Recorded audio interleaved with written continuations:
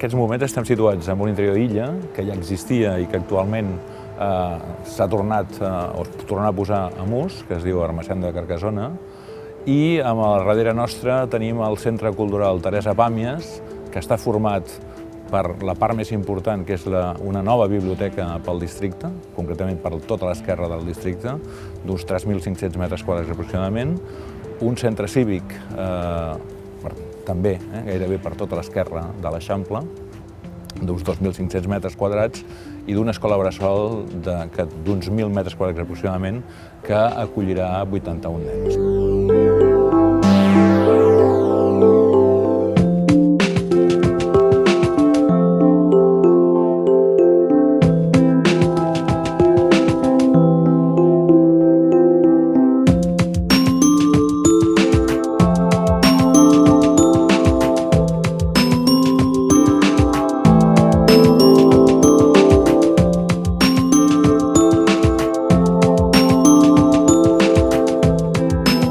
Hi haurà espais de cuina, hi haurà una ludoteca pels nens, nenes,